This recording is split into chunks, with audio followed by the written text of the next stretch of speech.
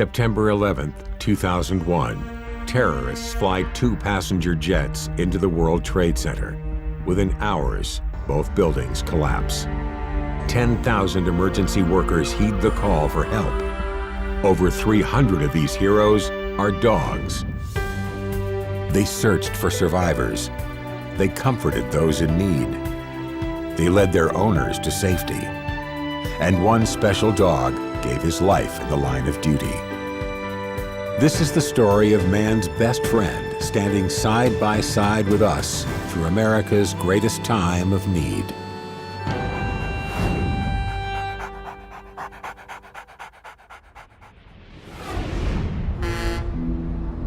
On the morning of September 11th, 2001, David Lim, police officer with the Port Authority of New York, is making the rounds at the World Trade Center with his partner, a bomb-sniffing yellow Labrador named Sirius. David and Sirius have worked together for years, keeping the Twin Towers safe. This beautiful Tuesday morning seems like another routine day. Our assignment was to check trucks coming in and out of the building, right, for possible explosives. Also part of our duties was clearing areas for VIPs that would come to the World Trade Center. So on that particular day, I came in about 6 o'clock in the morning. We check a bunch of trucks, right, and then we go to take our break. And all of a sudden, I feel the building shake. On the 78th floor of the first tower, Michael Hinkson is working in his office at a Fortune 500 computer company. His best friend is on the floor beside him. Michael has been blind since birth.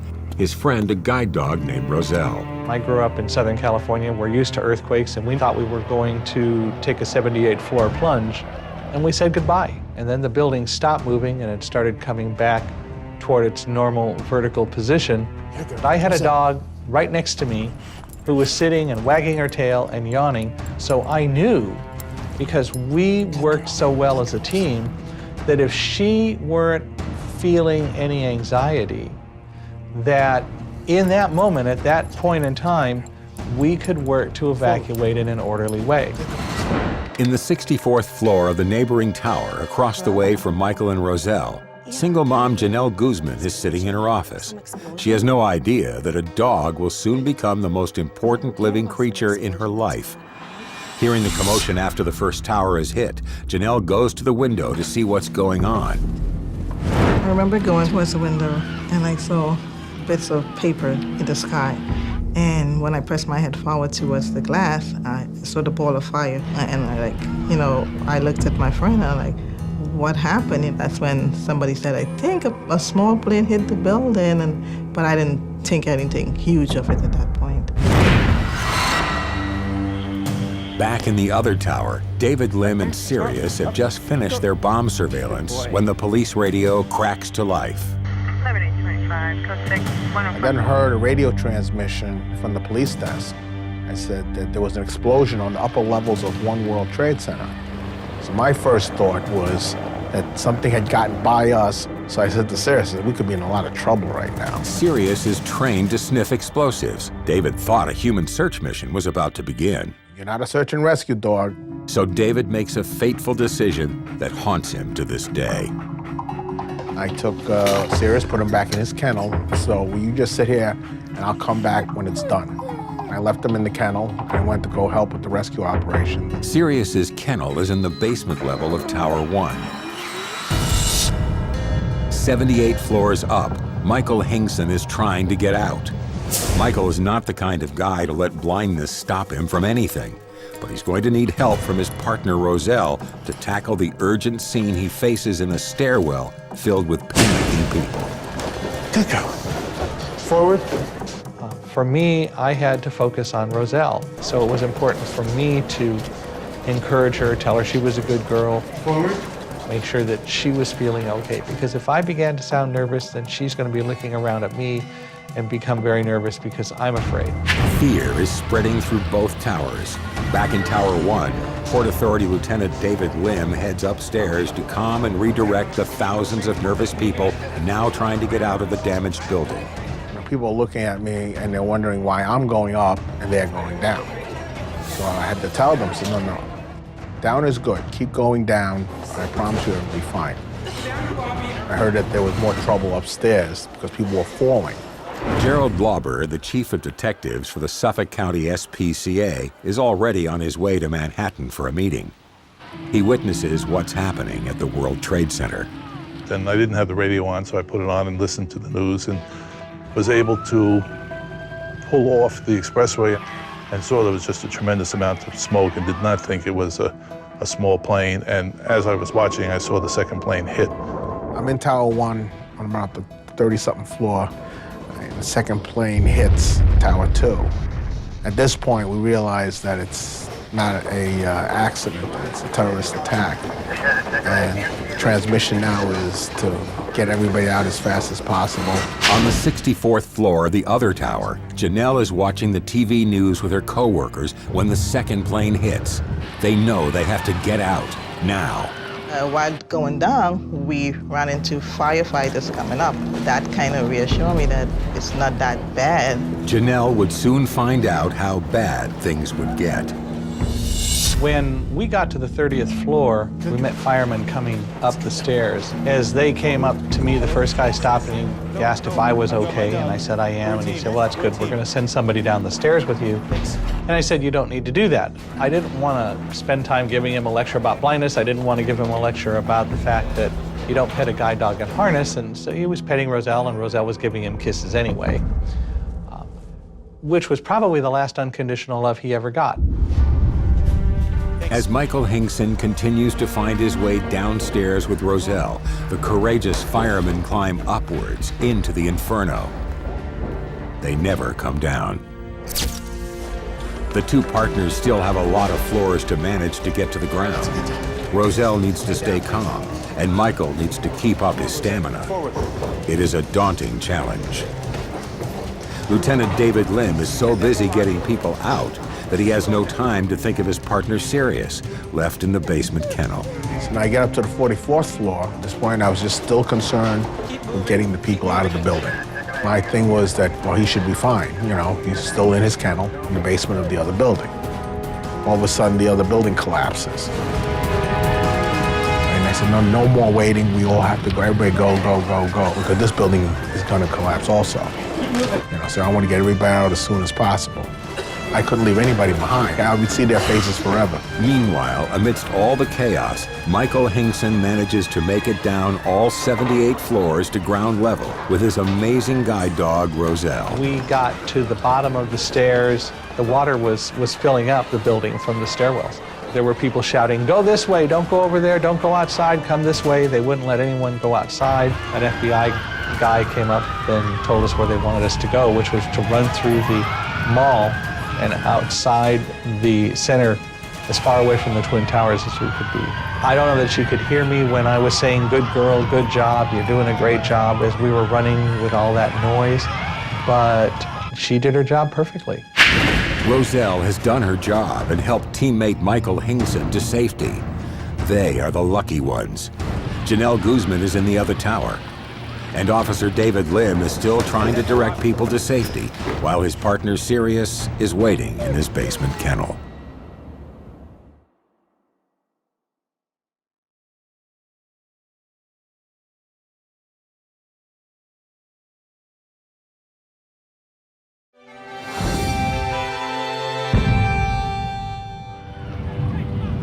On September 11th, 2001, there were thousands of heroes.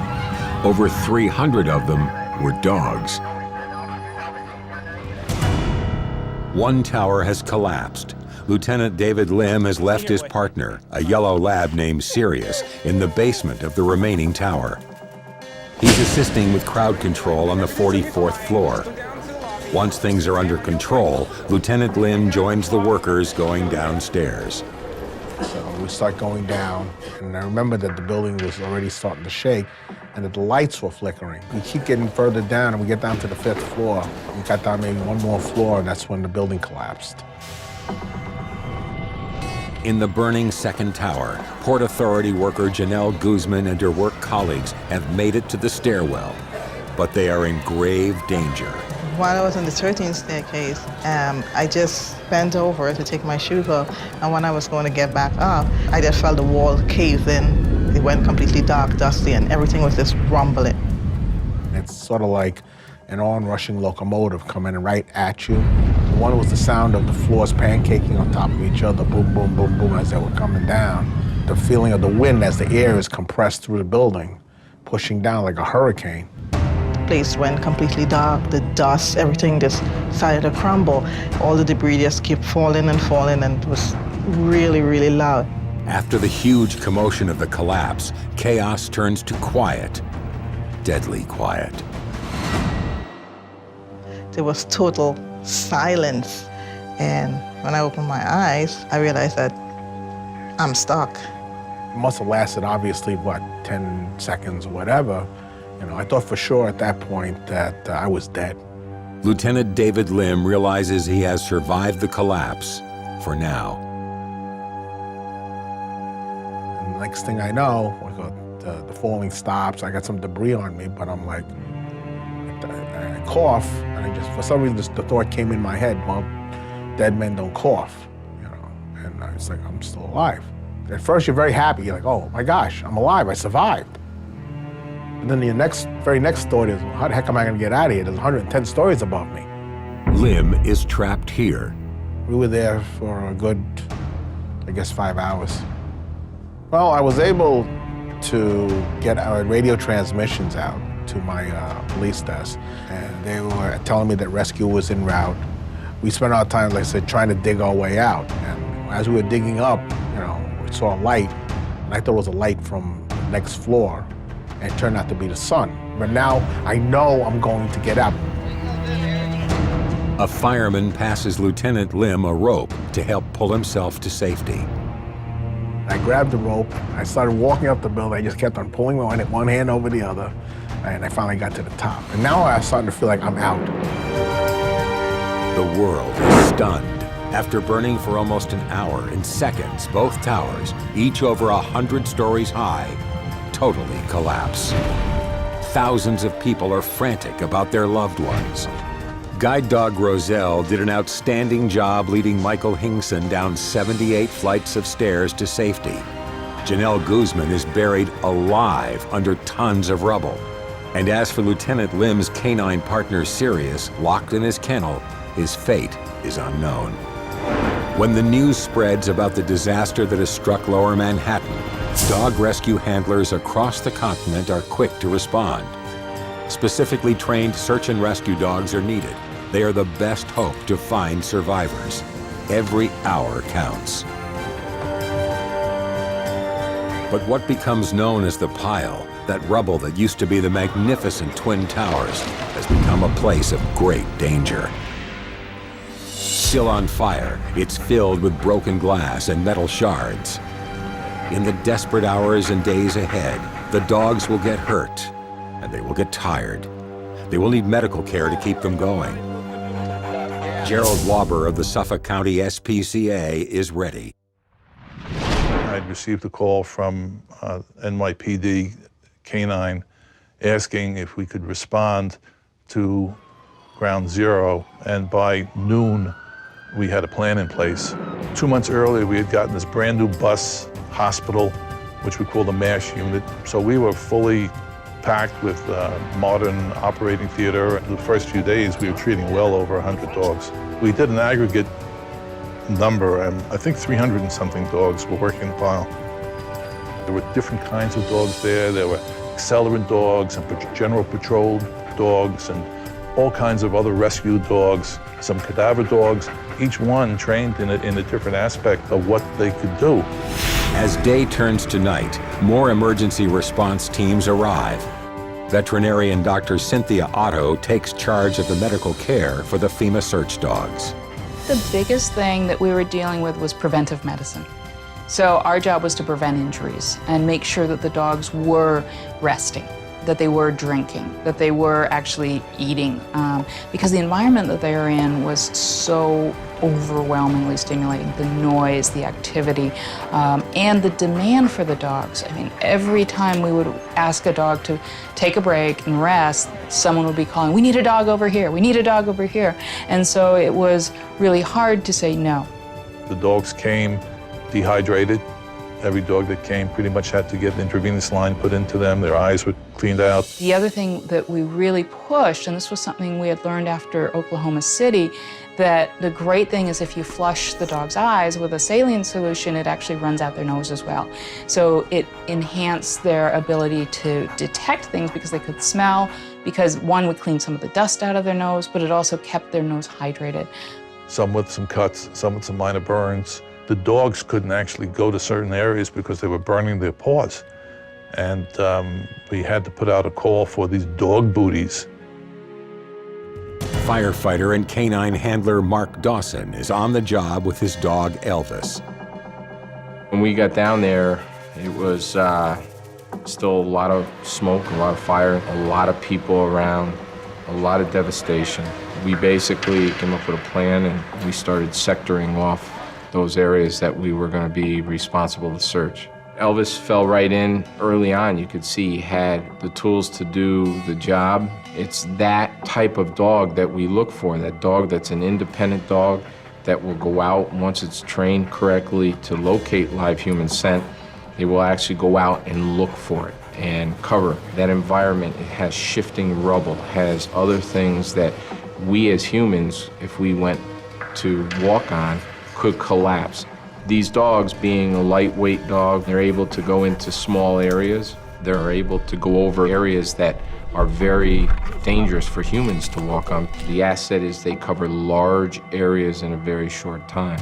Given all those things, they are the strongest tool for detection for live human scent, as well as HR, which is human remains. But Janelle Guzman is very much alive and pinned under the rubble. She's still conscious, but confused and only has mobility in one hand. Being trapped like that in that position for 27 hours, I felt, I couldn't feel my body no more. My face, everything was completely stuck between two concrete pillars. I was just praying and asking God for a second chance. Time is of the essence if any victims are to be found alive. While trapped, Janelle is unaware that throughout Ground Zero, all around her, is a buzz of intense activity by dogs and their handlers. Have your dog locate someone and bring closure to that family. That's the best thing they could ever expect or hope for. The single mom, who is buried deep in the rubble, is beginning to lose hope. The worst moment while I was waiting to be rescued is just knowing that I wasn't going to see my family again. I knew somehow that I was going to die, and I know that they wasn't going to find my body. And I was just like saying, oh, God, please, please, I can't take it no more. Please show me a sign that you're there. I just needed a miracle, and I was asking and praying for that. Janelle needs a miracle. Will it be one that arrives on 4 legs?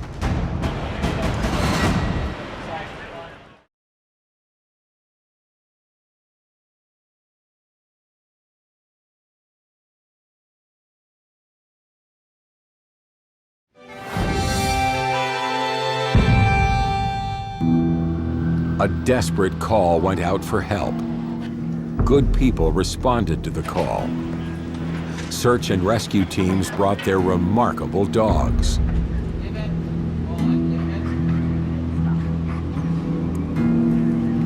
For more than 24 hours, office worker Janelle Guzman is caught under the rubble, while dogs are searching every inch of the Ground Zero site. Search dogs are not born knowing what to do. Their partners, the handlers, help these incredible animals reach their potential. It takes between 18 months and 2 years of handling to train a search dog. They are trained in various environments, including buildings like this fire training site in Rockland County. Penny Sullivan, a 9/11 veteran and founder of the Ramapo Rescue Dog Association, knows what it takes to train a young dog to become a good search dog. Little steps at a time, socialization, introduction to the game of finding people, and of course building all that play drive. That's really important to us. The dogs need to feel secure on all kinds of surfaces, even training on hot metal steps so they can feel confident to do their work. Easy, good girl. Nice and slow. Good girl, nice and slow. As great as they are with agility and the way they move, they do have a tendency to get a little over-anxious. The first thing to look for in a good search dog is the motor that makes working dogs tick, play drive. The motivation to win a game is what drives dogs to do the tasks they are trained to do. You know, they're expecting to have a find here somewhere in the building, and that's all they live to do. Right, Luce? Different dogs are trained to search for different smells, including bombs and drugs. Search and rescue dogs are trained to find living human scent. Oh, she's full. Okay. That's the ultimate goal that these particular animals live for. Okay, you ready? Go on. When you have a dog that's fired up and likes to play, the dogs get so wanting that great tug game at the end that you can really rile them up. Eventually, on real searches and in training, the dogs don't have that to see to begin with. They don't get pumped up with that. But now they progress to the point where they want it enough, and anytime you go on searching, they're hoping that at least now I'm going to get my good time. Oh, good girl! She's always out for fun. Every working dog is trained for a specific function. Like Penny Sullivan's dog, most of the dogs at Ground Zero were search and rescue dogs who were trained to find live people. But because of the lack of survivors, some were losing their search drive and getting discouraged. The fact that they also worked and worked and worked without finding the live subject.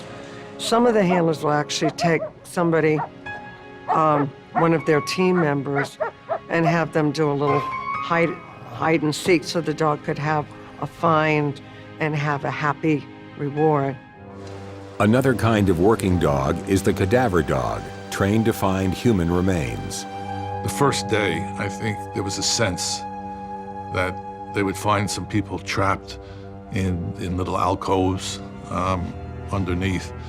But as that day went on, no one was coming out of that alive. More than a day after the collapse, Port Authority worker Janelle Guzman is still clinging to life, but time is running out.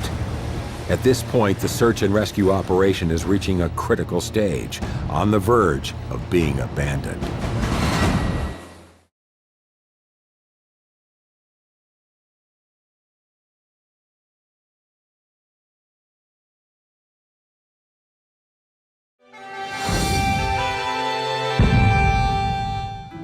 "24 hours after the collapse of the towers, hope is running out that any survivors will be found in the rubble. Still alive, Port Authority worker Janelle Guzman is trapped. She has no idea what is going on just a few feet away. Dogs are working all over the site.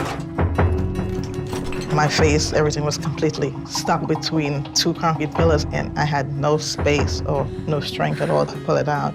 I mean, I was in pain with my legs and the stuff on top of me.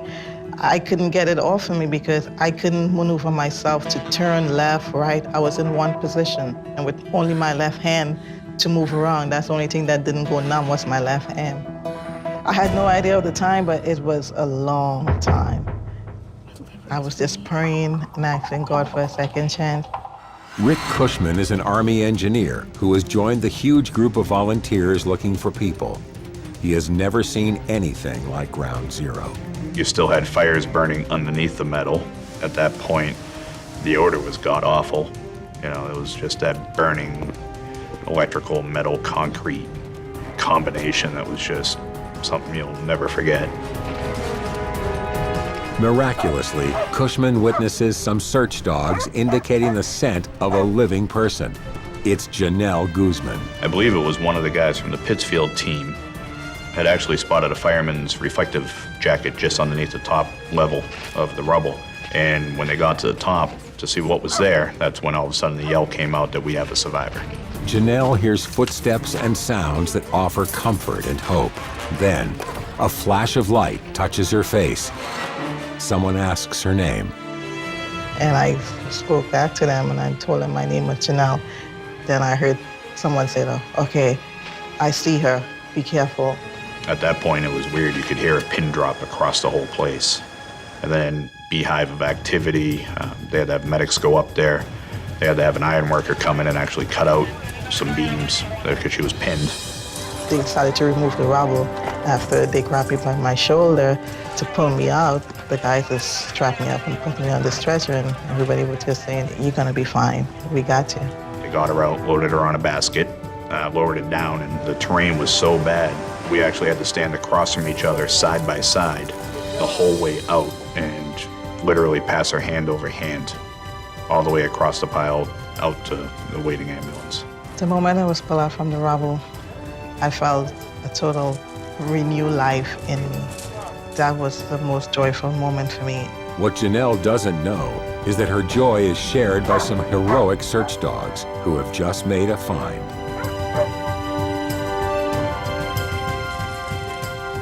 It's just so awesome that the dog could have these type of sense to find someone buried under that rubble. He's my hero.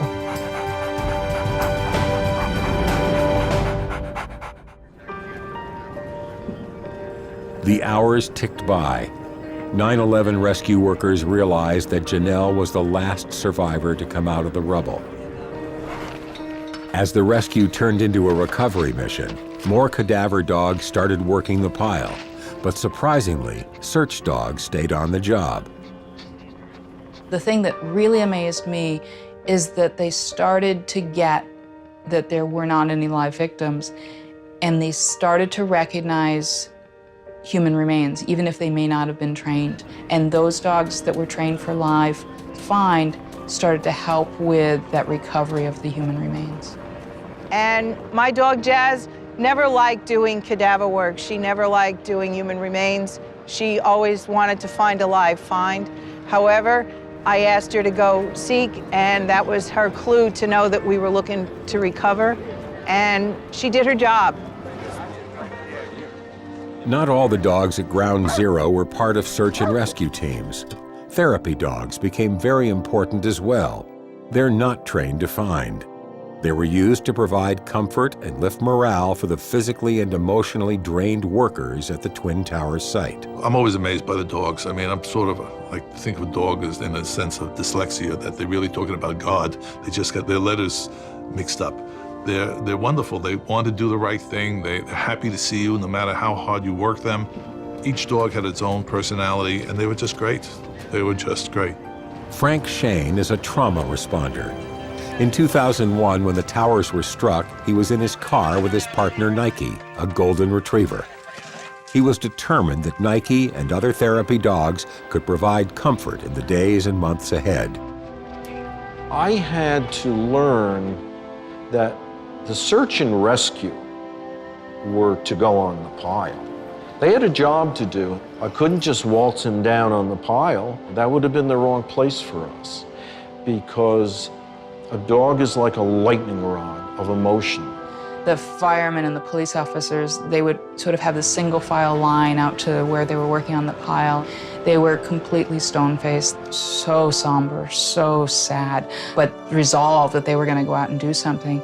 But when they'd see one of the dogs, they'd kind of stop and they'd break, and you'd just see their eyes light up a little bit and a smile. It's like some of them would come over and pet the dog and say, "Wow, I just really miss my dog," or just something to show a little life and happiness in this really otherwise horrific environment.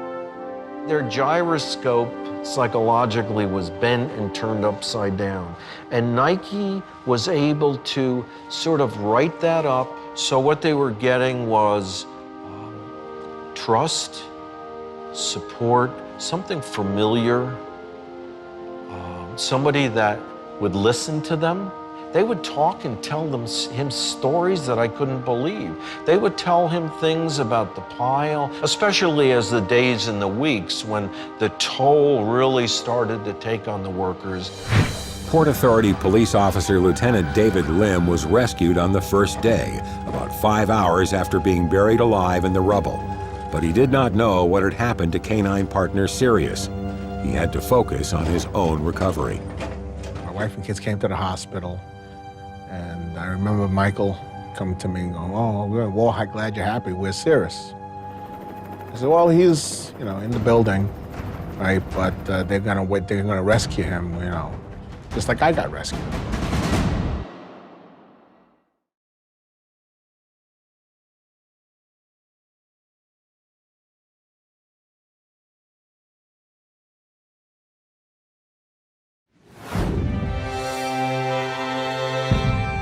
Where are the dog heroes of Ground Zero today? There are still a few veteran dogs alive, but they're all quite old. Many experts were worried that the dog's health would be affected by the toxic environment of Ground Zero. Dr. Cynthia Otto conducted a health study of 95 of the dogs who worked at the site. We were able to take x-rays of the dog's lungs every year. We were able to get blood samples. We were able to do toxicology testing on all of those dogs. And we've followed them now for 10 years. We found very little that was abnormal. But overall, the fact that they didn't develop respiratory problems, which is such a big problem in the humans, was really puzzling to us.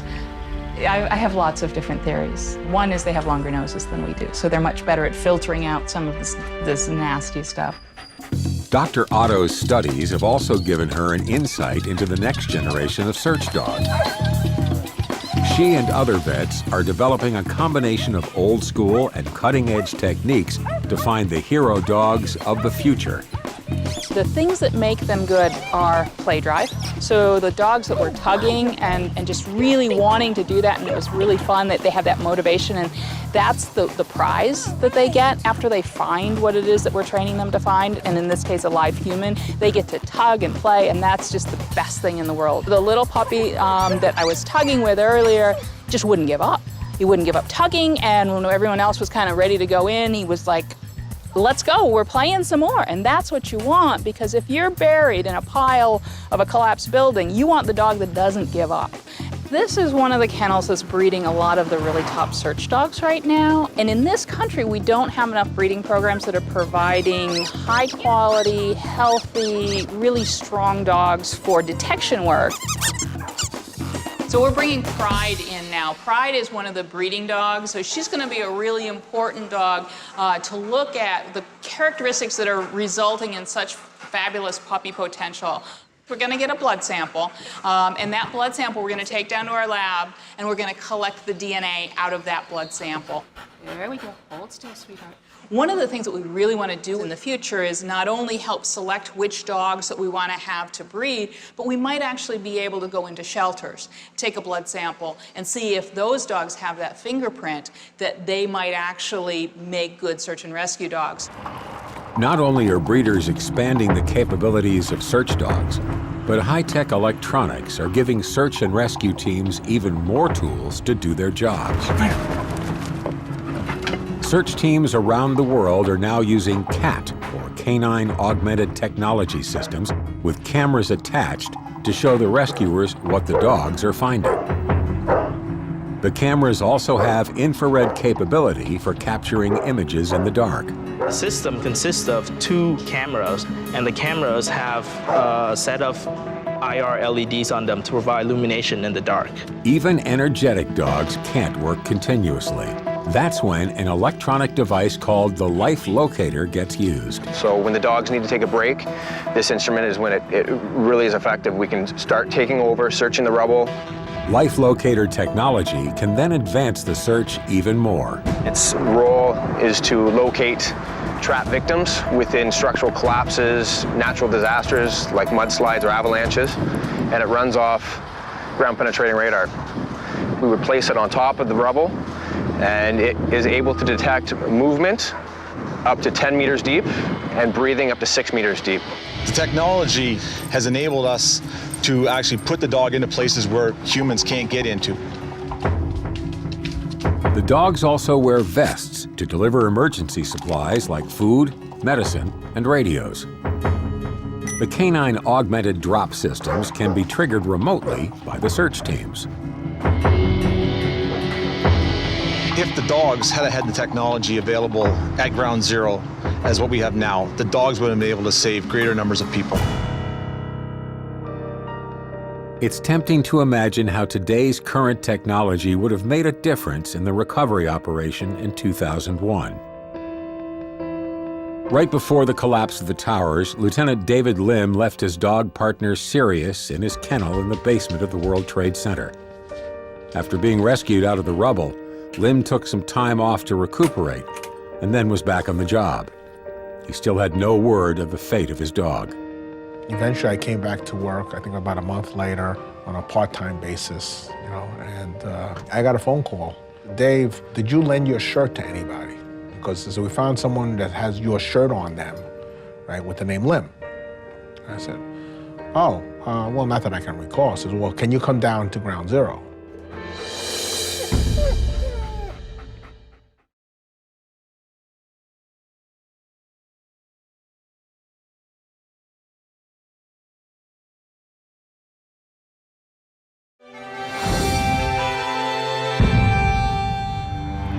On September 11th, 2001, there were thousands of heroes. Over 300 of them were dogs. After the World Trade Center attacks, Lieutenant David Lim was back on the job with a new dog. But there was one big unresolved issue, the fate of his partner, Sirius. Months later, he received a phone call with the news. And he says, did you lend your shirt to anybody? Because we found someone that has your shirt on them, right, with the name Lim. Went down there. It was actually Sirius they found. My shirt, where it was hanging on a wall, had fallen on top of Sirius and was covering Sirius. I guess they couldn't tell it wasn't human until they examined further. So by the time I got down there, they already had him in a black body bag. And I remember them asking me, do you want to see him? I go, no, I want to remember him the way I left him. I remember saying to him, so I promised to come back for you, and I did. Back then, when a body was recovered, they would line up as you were coming out of the ground, and there would be a priest there to give a small invocation. And he even said one for Sirius, that they stopped all the machines, right? And we came out. And remember, he spoke of all creatures, great and small, lost that day. We were coming by our different commands, the Holland Tunnel, the bus terminal path, and officers came out and saluted as we went by.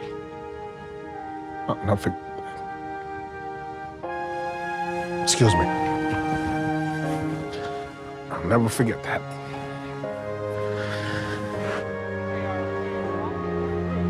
Almost 10 years after the attacks, on a more peaceful, sunny day, Dr. Cynthia Otto, Michael Hinkson, search dog handler Nancy Brooks, and therapy dog handler Frank Shane have arranged a reunion with their new dogs in tow. They have come to remember.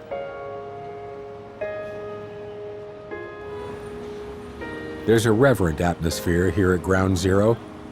The site is under construction, but still a gathering place to remember all the people who lost their lives.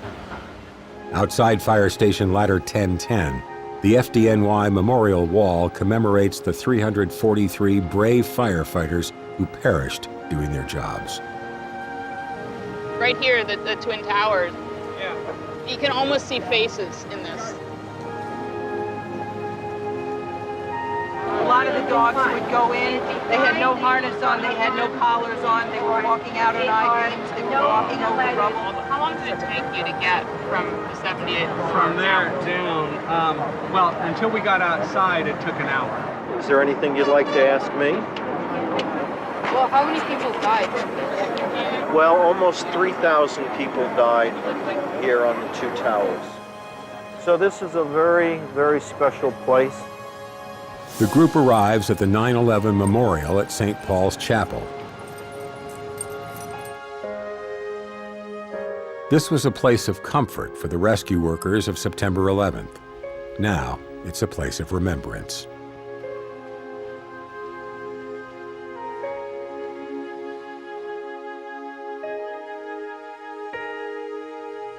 Just on a piece of marble like that.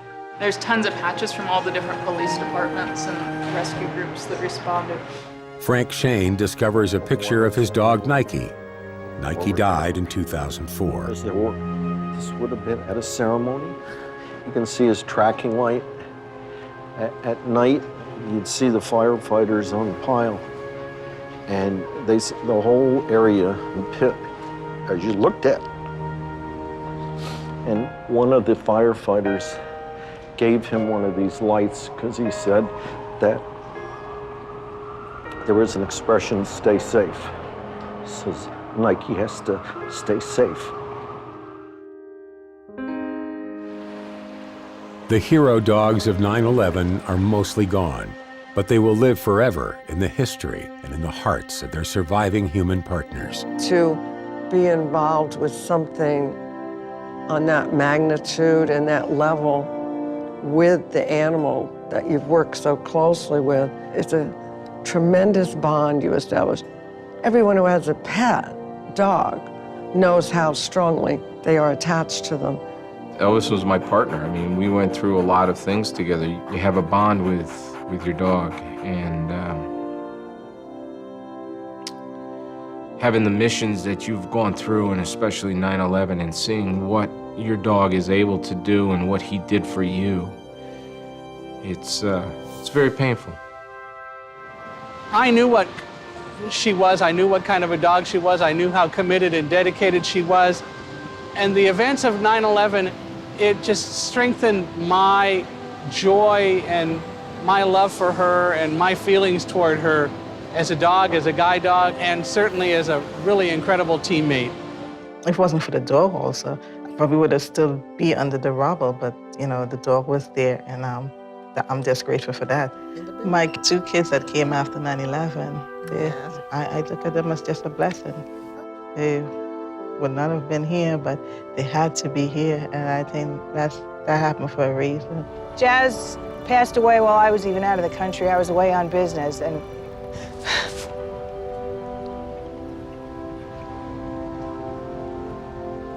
we work so closely with these dogs, and they ask nothing of us. But they will do what they can. They will literally put their life on the line for us in one way or another. But when you go through that experience together, you become one, and you can't ever separate that out. I think the most important thing he taught me is to have unconditional compassion, to be non-judgmental, and to wag your tail once in a while. He didn't know about terrorists or planes or buildings coming down. He didn't know all these horrible things. He brought the goodness out of people. The thing that sticks out in my mind the most was when the FBI came and made a presentation to me. And they found Sirius's water bowl. They cleaned it up and they gave it to me. And I still have it to this day. You know, yeah, I guess I kind of missed the big guy. The memory of Sirius will live on for a long time in Lower Manhattan's Battery City Park, where the Sirius Dog Run was built and dedicated to him in 2005. The memorial reunion ends here, where the 9/11 veterans and their new dogs and future generations of dogs get to romp and play as a tribute to the hero dogs of 9/11. Okay.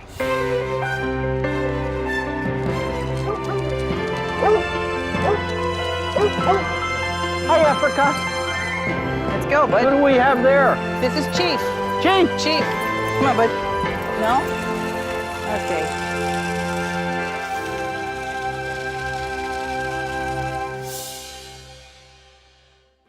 They searched day and night for survivors. And when it was clear there were no more, they found the remains of victims and gave anguished families peace. They went where it was impossible for humans to go, working obediently, searching tirelessly, risking injury, and all they want in return is a little rest, wherever and whenever they can. The hero dogs of 9/11. We are forever in their debt.